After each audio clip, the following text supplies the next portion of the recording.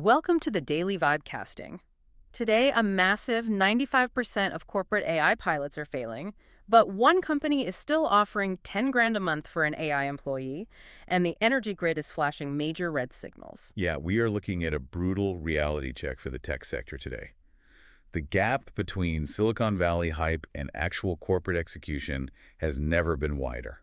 Exactly. So if you have been scrolling your timeline today, March 5th, 2026, and feeling completely overwhelmed by the sheer volume of chaotic news, you're definitely not alone. I mean, it is a fascinating snapshot. We have heavy-hitting macroeconomic shifts colliding with fast food corporate stunts.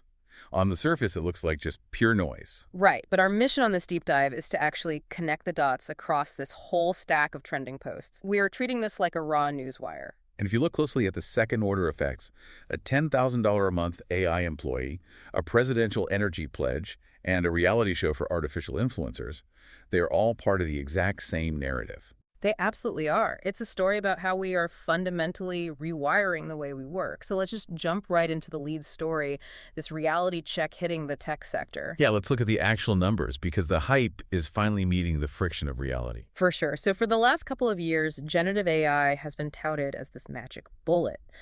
But there is a 2025 MIT report that user_investing highlighted today, and it reveals a devastating stat. 95% of corporate generative AI pilots are failing. 95%. I mean, that staggering failure rate forces us to look at the mechanics of what is actually breaking down inside these companies.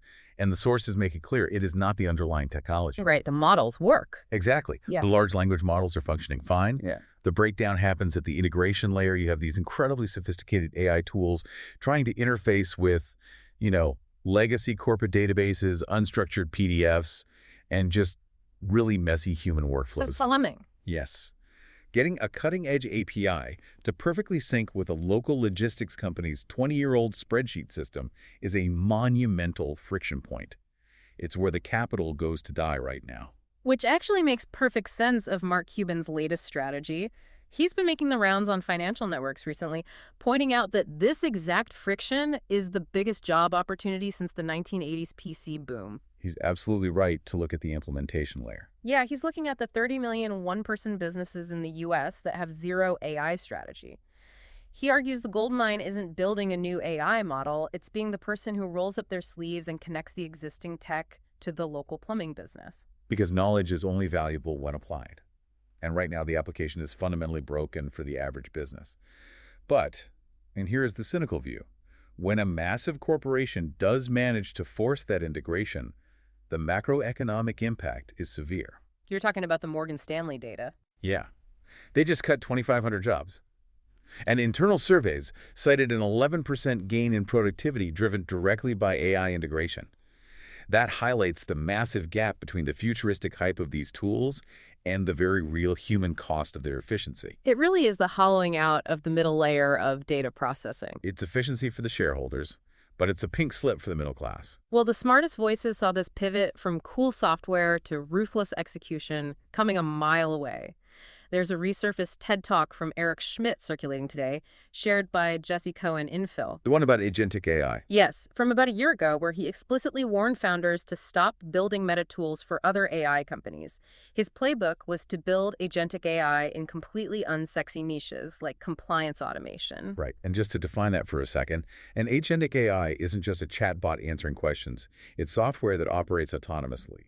It clicks the buttons, navigates the software, and completes the task for you, unsupervised.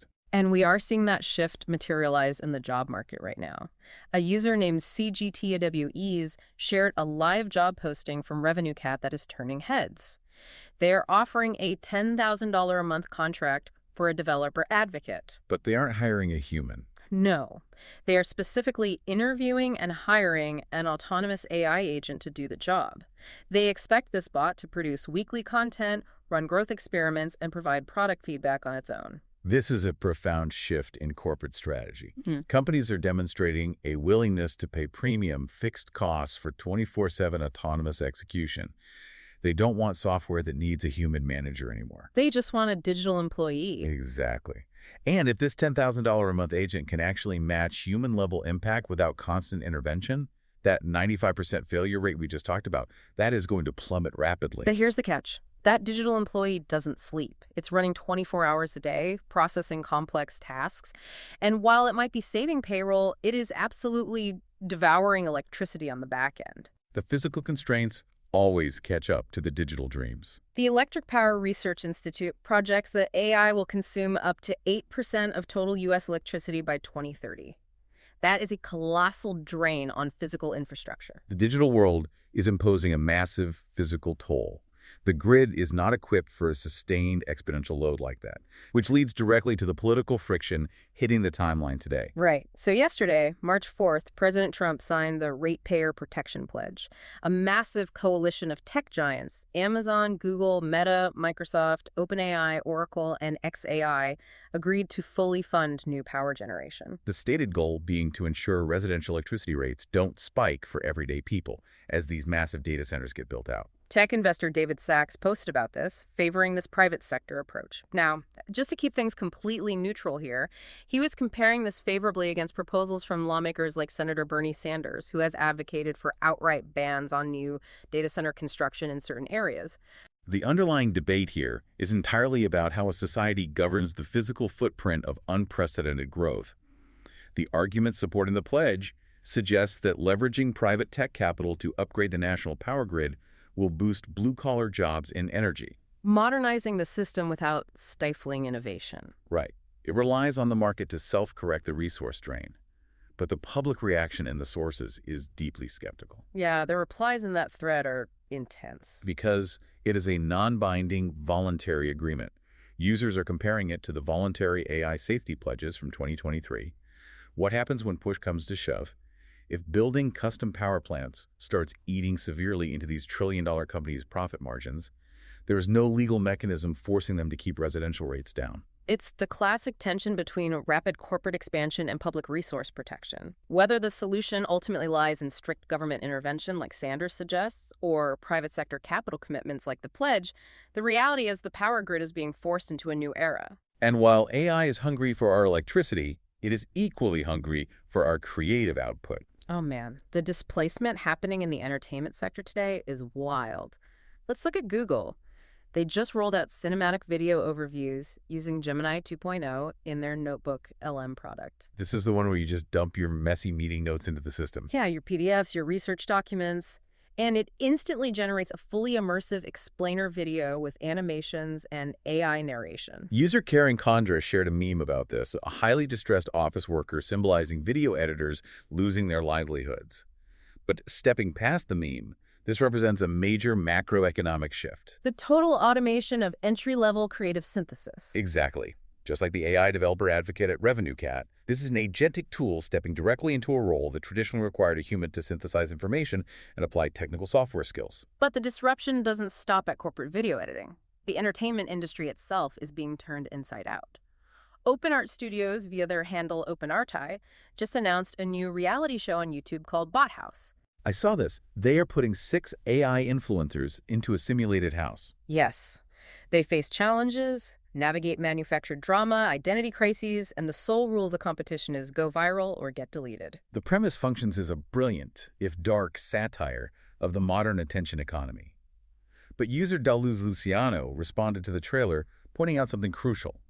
AI might simply kill traditional social media entirely. How so? When the content, the interpersonal drama, and the influencers themselves are entirely synthetic, it fundamentally changes online interaction. It forces us to ask what audiences are actually connecting with. Are we just forming parasocial relationships with algorithms optimized to trigger our dopamine receptors? It is slightly terrifying. And that tagline, go viral or get deleted, it feels like the ultimate distillation of how the tech world treats business. Like a massive high-stakes game where survival is the only metric. Which brings us to the business strategy discussions trending today. User Corton had a viral thread dissecting Elon Musk's obsession with the mobile strategy game Polytopia. Drawing from Walter Isaacson's biography, right? Yeah. The discussion centers on how Musk maps the mechanics of Polytopia directly onto real-world business strategy. Yeah. The core tenet is that you cannot fix every problem simultaneously.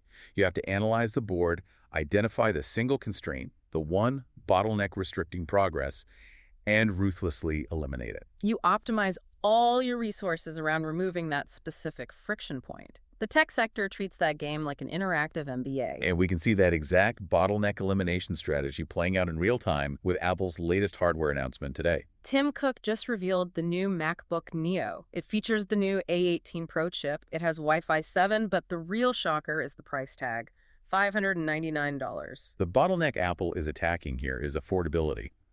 Historically, the seamless integration of the Mac ecosystem has been gated behind a premium price point. So by dropping a highly capable machine to under $600, they're aggressively lowering the barrier to entry. Right. They are sacrificing short-term hardware margins to capture long-term market share. They want to lock a much broader demographic into their high-margin services and software subscriptions. That is where the real liquidity is. It's a brilliant customer acquisition strategy, but honestly, absorbing all of this ruthless corporate optimization, reality shows where bots face deletion, the frantic pace of AI, it is incredibly exhausting. People are definitely looking for an off-ramp. It feels like the timeline is collectively searching for an antidote to modern burnout. Which brings us to a massive counter-trend in gaming today, an unreleased indie title on Steam called Cozy Game Restoration, highlighted by user Gamer Alpha Beta. In a culture moving at breakneck speed, there's a soaring demand for therapeutic, fail-free mechanics. Yeah. This game taps directly into that desire. Players are tasked with meticulously unwrapping and cleaning procedurally dirtied retro video game cartridges. You get virtual toothbrushes, cotton swabs, and cleaning solutions to slowly scrub grime off fictional games. The gameplay footage is pure ASMR. No stakes, no layoffs, just dopamine. The internet is going wild for it. Hundreds of likes, massive wish listing, people begging for console ports. It triggers the same psychological reward system as Power Wash Simulator. You take something messy and fix it at your own pace. Nobody gets deleted, you just clean the cartridge. It serves as the ultimate form of digital escapism. But the sources also highlight a very different kind of escapism playing out in the physical world today. You're talking about the geographic escapism trend. Yeah, specifically American digital nomads relocating to Southeast Asia. There's a viral video from Raindrops Media One exploring the complex economic reality of this. The video is a tour of a stunning apartment in Bangkok, Thailand, rented by an American expat. It has a modern kitchen, incredible balcony views, a rooftop pool, and the rent is just $700 a month. For an American fleeing major cities where average rents easily exceed $2,000 for a tiny studio, moving across the world feels like an unbelievable life hack. But the friction emerges when you examine the local data. Exactly. While $700 represents incredible savings for a U.S. expat, it vastly exceeds the local economic reality. The average monthly salary for a local worker in Thailand is roughly $400 to $450. Wow. So with tens of thousands of long-term visa holders injecting foreign capital into the housing market, you create a stark affordability gap. You're essentially importing inflation. It sparks a complex debate over the economic benefits of expat spending versus the severe displacement of local residents being priced out of their own cities. It's a stark reminder that every individual life hack has a second-order ripple effect somewhere else in the global economy. Okay, we've covered some heavy ground today. I want to look at a few cultural micro-moments on the timeline that reveal some lighter but equally fascinating aspects of human behavior. Let's talk about the fast food CEO Byte saga. This sequence of events is a masterclass in reactionary corporate marketing. It started innocently enough. Users Clown World and Hustlebitch captured it perfectly. The CEO of McDonald's released a video trying their new Big Arch Burger, but he took this painfully awkward, unnatural, tiny little nibble of the food. And the internet immediately mocked it. Mercilessly. A&W Canada saw the viral moment and pounced. They dropped a reaction video roasting his overly corporate description of the burger, mocking him for calling the lettuce green, and used the momentum to promote their own teen burger. The situation rapidly escalated into an executive arms race. Burger King's CEO retaliated by posting a video taking a massive, exaggerated, messy bite out of a Whopper to contrast the McDonald's video. But the consensus on the timeline is that the president of Wendy's won the entire exchange. He bypassed the burger debate completely and simply posted a video of himself dipping a French fry into a Frosty. He won a burger war without even taking a bite of meat. It is hilarious watching these multi-billion-dollar corporate giants act like teenagers vying for clout. But there is a very calculated reason they do this. The analytics drive the behavior. These C-suite stunts serve to humanize massive corporate entities and spark an avalanche of user-generated content. The Wendy's video hit nearly 1 million views in hours. The customer acquisition cost is practically zero compared to a traditional ad buy. Data indicates that participating in these social media challenges can spike engagement metrics for food brands by 20 to 30%. It is carefully manufactured virality designed to drive quarterly sales, not entirely dissimilar from the synthetic drama of the Bot House reality show. To wrap up our deep dive into today's sources, I want to highlight two wildly contrasting posts that really capture the massive spectrum of human curiosity. First, an architectural marvel via history and memes. Users were querying the AI grok to break down how the Burj Khalifa was actually built. The physical engineering statistics are staggering. Yeah. The world's tallest building took 6 years to construct at a total cost of $1.5 billion. Broken down, that is roughly $1.8 million per floor for over 160 stories. And Grok detailed how this efficiency was achieved through a buttressed core design. Right. To simplify that concept, instead of building one massive central pillar that would sway dangerously in the wind, they designed it like a three-legged stool. This specific geometry prevented wind from twisting the structure, allowing them to reach 828 meters without costs spiraling out of control. It's the absolute peak of manipulating steel and concrete. But right next to that celebration of physical engineering on the timeline is a deeply emotional, viral clip from an anime shared by the user anime. It features a dramatic, quiet family confrontation where a mother suddenly realizes she is perpetuating the exact same abusive parenting cycle that she endured as a child. The contrast is striking. While one post marvels at how humanity engineers the physical world to scrape the sky, the other is a raw exploration of psychological engineering. It deals with the hidden internal mechanics of intergenerational trauma, the immense difficulty of breaking hardwired family patterns. The replies to that clip mix genuine heartbreak with dark humor, proving how deeply these quiet narratives resonate amid all the digital noise. Let's take a step back and look at the whole board today. We started dissecting the 95% failure rate of corporate AI integrations and the rise of a $10,000 autonomous digital employee. We tracked the massive energy grid demands of those systems. The presidential pledges attempting to manage that physical toll. We saw AI automating video editors and starring in reality shows. We watched Elon Musk's video game bottleneck strategy manifest in Apple's aggressive $599 laptops. We explored the escapism of cleaning virtual retro games and the economic friction of expats seeking cheap apartments in Bangkok. And finally, fast food CEOs waging war over engagement metrics while the timeline simultaneously marveled at skyscraper geometry and wept over anime family dynamics. The connective tissue running through every single one of these stories is adaptation. Adaptation. Whether you are a Fortune 500 company trying to force an AI API to talk to a legacy database, an American expat reshaping the local real estate market in Southeast Asia, or an indie game developer building a slow-paced sanctuary from burnout, the world is fundamentally re-engineering itself. The friction we explore today, the failed corporate pilots, the strained energy grids, the displaced creative workers, the local pricing disparities, that is the sound of societal adaptation happening in real time. So looking at all this data, my prediction for tomorrow, or at least the very near future, is that we are going to see a massive regulatory pushback specifically targeting the physical footprint of these AI agents. As energy costs become a local political liability, those non-binding pledges aren't going to be enough to hold off the lawmakers. It is a chaotic, beautiful, and sometimes terrifying transition. Which leads me to a final thought for you to mull over as you go about the rest of your day. We are rapidly building a world where autonomous AI agents can work 24 hours a day. They are consuming massive amounts of physical electricity, writing code, executing marketing strategies, entirely on their own. Without human supervision. Right. So if one of these highly paid, completely autonomous digital employees makes a catastrophic strategic error or worse, breaks the law, violates a copyright, or bankrupts a client who holds the legal liability, do you sue the person who wrote the initial prompt, the massive tech company that built the model, or does the digital employee itself somehow hold the blame? Think about it. Thank you for joining us on this deep dive, and we will catch you next time.